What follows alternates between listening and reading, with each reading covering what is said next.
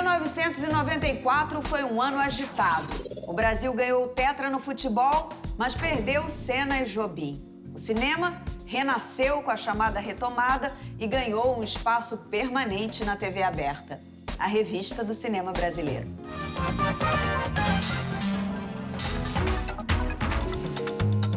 Vamos visitar juntos estúdios, sets de filmagem, festivais, eventos e até o que anda pela cabeça dos nossos cineastas. O cinema é uma arte, porque o cinema não existiria até hoje, não faria mais de 100 anos, se não tivesse os grandes artistas. O Antonioni, o Bergman, uma porção de outros, podia citar 200 aqui, eles têm essa mesma característica. O documentário é sempre o documentário do encontro entre um diretor, uma equipe e o outro. 5 anos no ar. A Revista do Cinema Brasileiro, meus parabéns. Comemoramos hoje uma década de cumplicidade total com o nosso cinema. E eu que sou apaixonada pelo nosso cinema, quero que tenha muito mais aniversários da Revista do Cinema Brasileiro e muito mais filme pra gente ver. A Revista do Cinema Brasileiro foi bem desbravador. Esse ano completamos 15 anos no ar, aqui, na TV Brasil. Valeu, um beijão, muitos anos de vida. Eu acho que a Revista do Cinema Brasileiro é indispensável. Cumplicidade absoluta com o cinema que fala a nossa língua.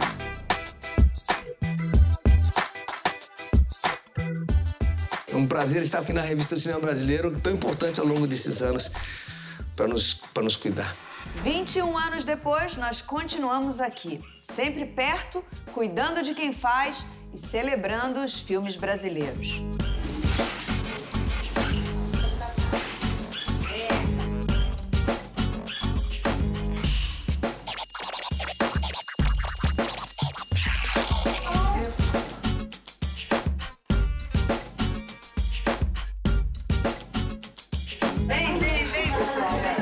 Pode entrar todo mundo. Ai, tá ótimo, Natália. Ai, que lindo! Foi incrível!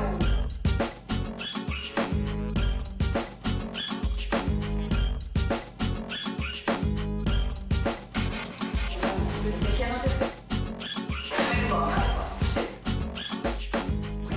A Revista do Cinema Brasileiro, 21 anos, maioridade.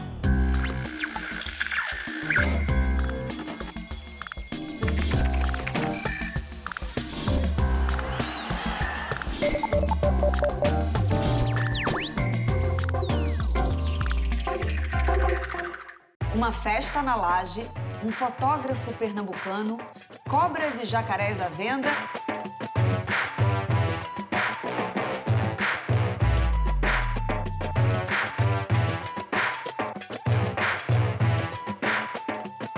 Fala comigo, meu irmão.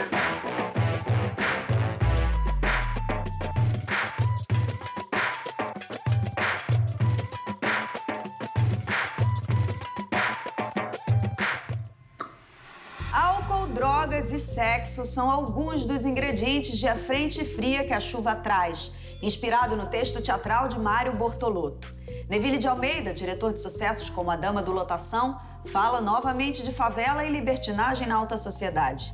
Ele já tinha abordado os temas em Rio, Babilônia. O filme de 1982 mostra a cidade e os morros cariocas numa época de abertura política e sexual. As grandes festas aconteciam nas mansões do asfalto. Dessa vez, são os jovens ricos que sobem os morros em busca de prazer e aventuras sem limites.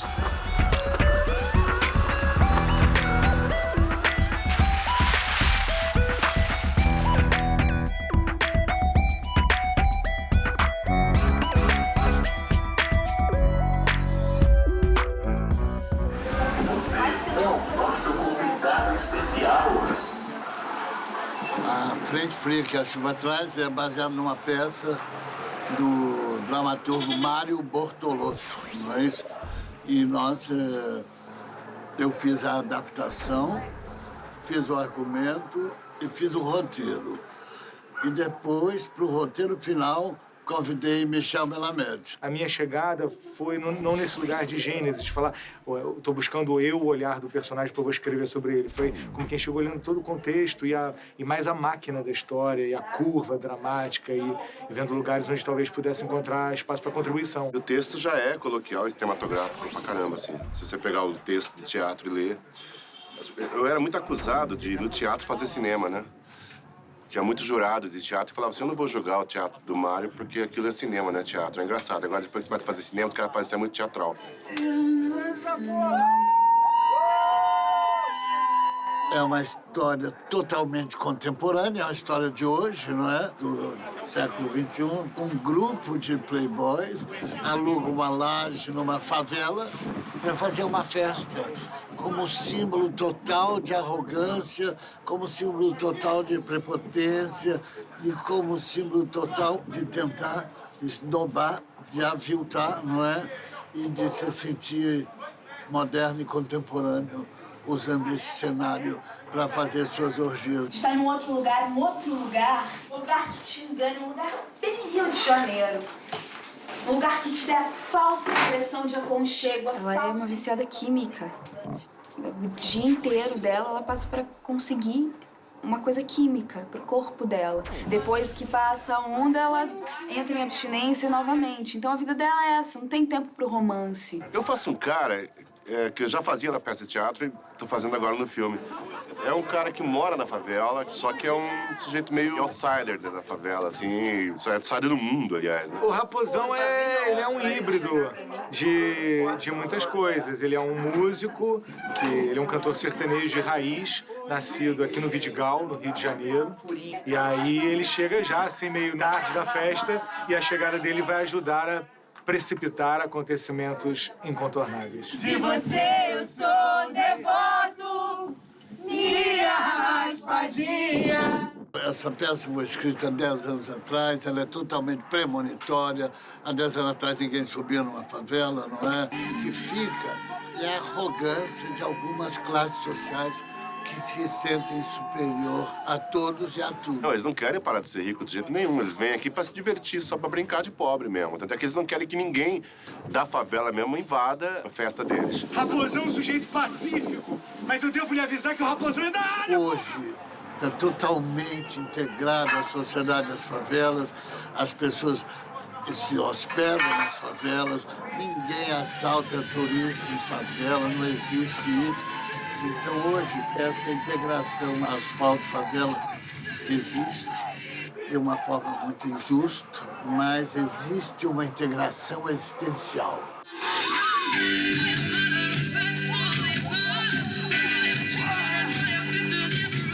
A vida na periferia das cidades sempre foi tema do cinema nacional. Até mais ou menos os anos 50, a imagem da favela era de um lugar romântico com moradores humildes que gostavam de samba e carnaval. O cinema novo trouxe outro olhar, com uma crítica social mais forte. É dessa forma que a favela aparece num dos primeiros sucessos internacionais do cinema novo. Hora de relembrar. O filme 5 vezes Favela foi produzido pela UNE, a União Nacional dos Estudantes, em 1962. São 5 histórias assinadas por diretores diferentes. Couro de Gato é um curta sem diálogos sobre garotos da favela que vendem gatos a um fabricante de tamborins que usa o couro do animal para fazer os instrumentos.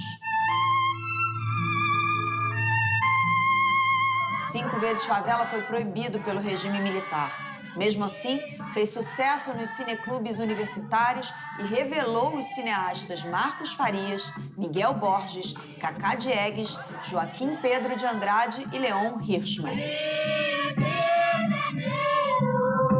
Na época, eles eram apenas jovens politizados que queriam levar para a tela a realidade da população mais carente.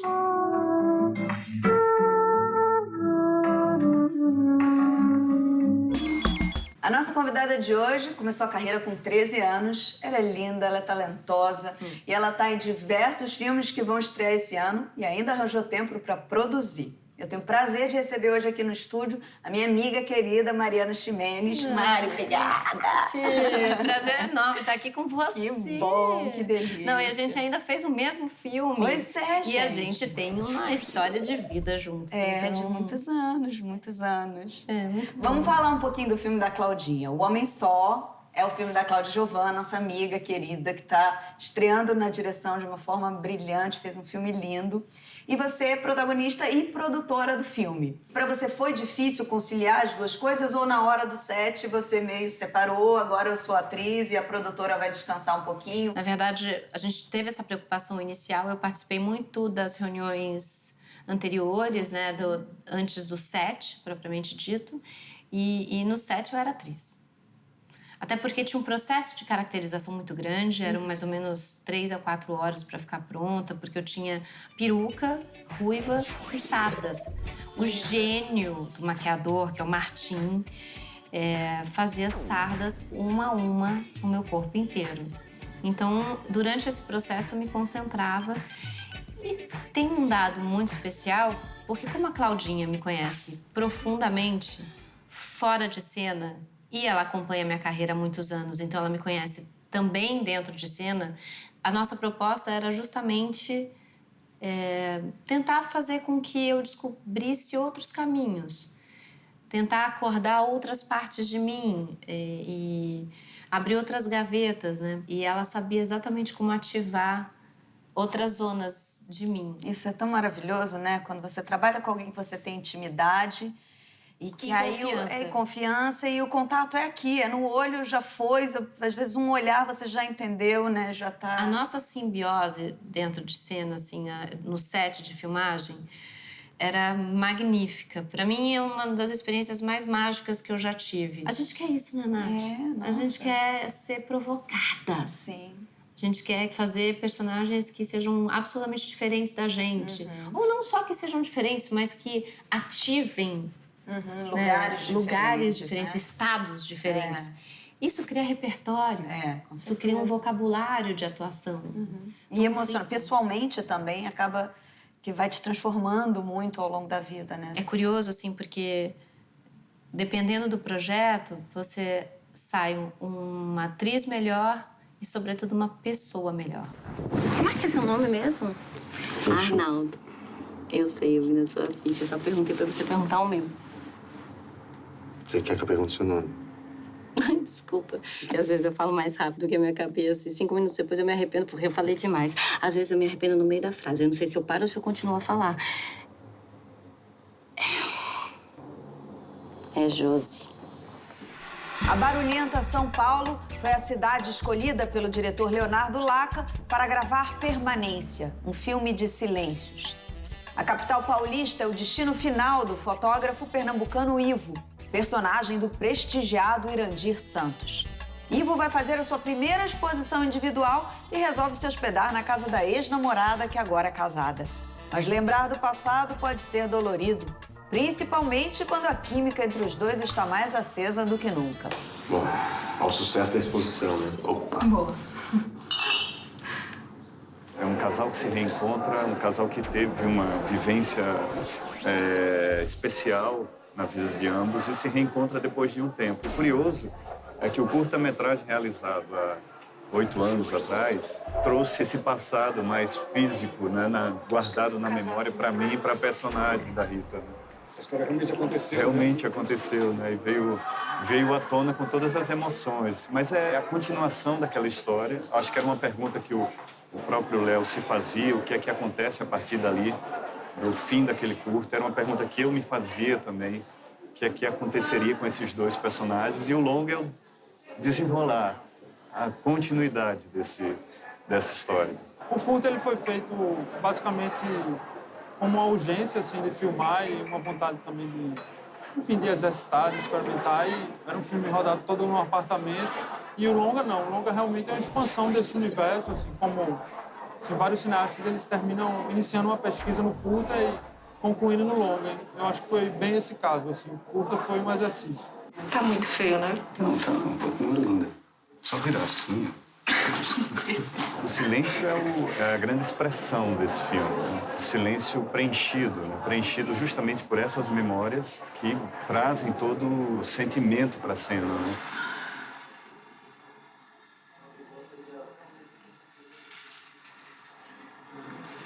A gente tem que fazer o pedido lá direto com o barista. Eles não vêm na mesa, não. Eu não coloco o diálogo na boca dos personagens para dar uma informação de uma maneira direta. Assim. Eu prefiro que as coisas sejam mais sutis. Então, o diálogo não necessariamente está assim, a ponto de explicar, mas está a ponto de contextualizar as imagens que estão no filme. É super desafiador isso, porque normalmente é na palavra que a gente põe e quando se tira essa ferramenta, né, você vem com o corpo do ator, você vem com o tempo e a atmosfera da cena. No filme do Léo, a gente reduz as palavras e o corpo e o olhar, né? O olhar aí dentro desse corpo vivo, pulsante, um corpo que carrega consigo um passado, que traz uma mochila de sentimentos.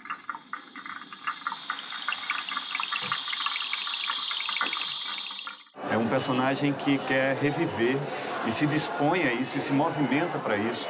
Sentimentos da outrora, sentimentos que carregamos ao longo de nossa vida, né? Então é um corpo corajoso, assim. Para mim é um filme que fala muito sobre a coragem. Engraçado. É só tu chegar que eu já começo a falar igual você. Parece que tem um botãozinho que liga no meu cérebro. Loja de Répteis leva para a tela do cinema um conto escrito pelo próprio diretor, o pernambucano Pedro Severien. Mais do que reproduzir visualmente a obra original, o filme fala da paisagem interior dos personagens. O contraste entre luz e sombra na fotografia ajuda a retratar a atmosfera pesada entre o casal Aloísio e Cristina. Finalmente a gente vai sair desse lugar. Na verdade, a gente já vendeu muitos animais, faltam os últimos. O maior problema tem sido a cobra, que é grande demais e nem o zoológico quer. Loja de Répteis é uma adaptação de um conto que eu escrevi há 10 anos atrás e, aos poucos, com o distanciamento até, né, do conto, com o tempo, eu percebi que ali tinha uma matéria que podia ser interessante para uma tradução de linguagem, assim, né, para o cinema. O conto, ele tem talvez um desejo de crítica social, de sátira mais forte, assim. E no filme eu que ainda tem, talvez isso esteja lá no subterrâneo, assim, mas eu me interessei talvez por essa dimensão mais existencial mesmo, dos personagens. Eu queria pesquisar essa paisagem interior aí que está na fronteira entre realidade e fantasia, entre loucura e sanidade, entre racionalidade e irracionalidade, né?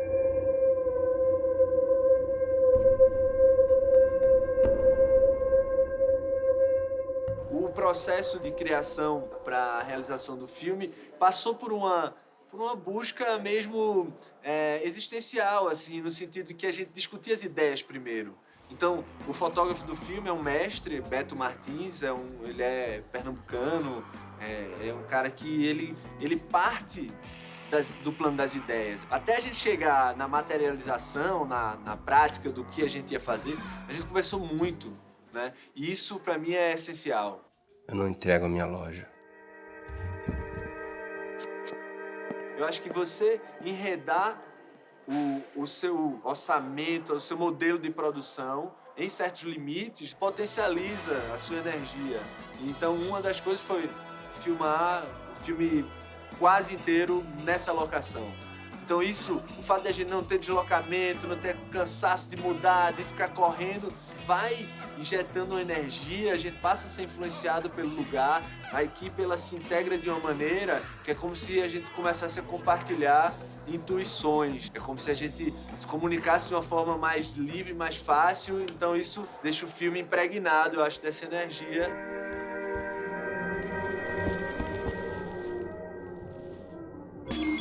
Vem cá, vamos falar um pouquinho dos seus projetos agora. Você fez o filme do Roberto Gervitz, Exato. Mãos de Cavalo. Mãos de Cavalo, que é uma adaptação do livro do Daniel Galera, que é um escritor gaúcho bárbaro. Maravilhoso. O Armando Babaioff faz o protagonista. A gente teve que aprender a escalar montanha. Eu e o Babaioff. Então, essa é a parte mais legal, né? Aprender a fazer essas coisas que a gente nunca faria na vida civil. Exato. E aí, pro filme do Cacá Diegues, O Grande Circo Místico, você tá fazendo aula de trapézio. Tem que aprender. E eu também não acredito em fazer mais ou menos. No truque, né? Não, eu quero entender qual é, né? Eu faço uma personagem chamada Margarete. O roteiro é baseado num poema lindo do Jorge de Lima, que é um poeta alagoano. E a Margarete é um poço de possibilidades, porque ela tem uma transformação no meio da trama. Isso é muito bom, né? Isso é ela começa de um jeito e termina de outro. Ela é super pudica, religiosa, mas aí ela é estuprada, tem filhas gêmeas e renega essas filhas. Ao mesmo tempo, ela tem muito desejo, mas ela é pudica. Então tem um paradoxo e contradições, assim, que pra mim vai ser... Incrível. Um prato cheio. E aí você filmou com uma outra lenda, Rui Guerra. Pois é, filmei com Rui Guerra. E uma adaptação de um livro que eu adoro, que é o Quase Memória, do Carlos Heitor Coni, que é uma conversa entre o personagem velho com ele jovem, falando sobre juventude, velhice, memórias. E eu faço a mãe. Eu faço a mãe no plano da memória, assim. E o Rui é uma explosão de energia. Ele no set, ele sabe exatamente o que ele quer, exatamente o que ele tá fazendo, te propõe, te provoca, te instiga. E é uma história, né? Porque eu ficava sentadinha do lado dele, ele só contando história. E eu falando, você tá me dando aula, né? Eu tô adorando essas aulas, porque só a conversa dele... Já é, né? Aula. É um homem que é um profundo conhecedor da arte, do cinema e, sobretudo, da vida. Com certeza. E aí você fez mais o Zoom. Zoom. Que é uma coprodução Canadá. Exato. Primeiro filme que você fala em inglês. E aí, como foi? E é um diretor jovem, que é o Pedro Morelli. Pedro Morelli.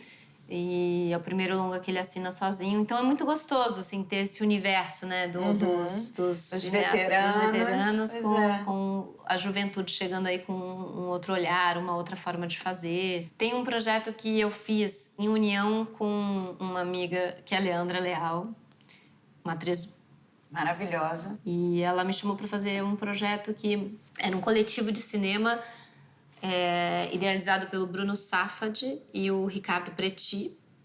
O Bruno já tinha feito um curta com ele, que é Uma Estrela pra Ioiô, um curta que eu adoro.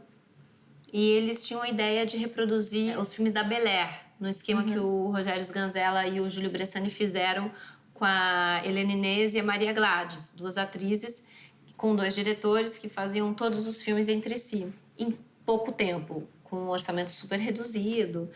E uma coisa um pouco artesanal e uma nova forma de realizar cinema sem essa espera de um tempo tão longo para fazer alguma coisa. E aí a gente fez 3 filmes em 3 semanas. Ai, que bafo. Por aí. Incrível. Então foi um modo de produção bem intenso. E aí agora foi lançado o terceiro filme dessa operação, que chama Operação Sônia Silk. E a gente tá super orgulhoso porque ele foi selecionado para o Festival de Roterdã. Ai, que máximo. Muito bom. Então, assim, experimentar. Isso que é gostoso, certeza. né? E eu espero seguir assim. Obrigada, Mário, pela sua presença. Obrigada, delícia. Muito bom. Bom, se você quiser ouvir o papo na íntegra, você vai ter que entrar no site revistadocinembrasileiro.com.br. Agora vocês ficam aí com um microfilme e eu fico aqui com a Mário. Até mais. Carol! Carol! Formiga! Ah, fala, cabeça. E aí, Maria, conseguiu escolar o casarão? Não, ainda não. Eu vou conseguir agora com a ajuda de vocês. Pega cada uma cadeira e vão até o casarão desvendar a história desse tal Língua Frouxa. Língua livre, ô cabeção.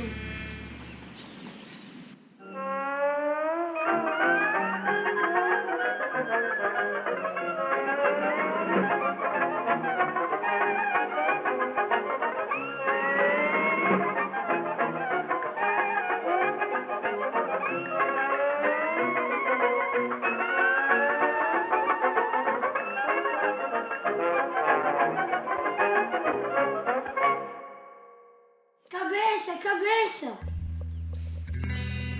aconteceu, cara? Senti firmeza, hein? Você tá tudo estupiado, mas você conseguiu, cara. O que você viu lá? Que diabo é esse de língua livre?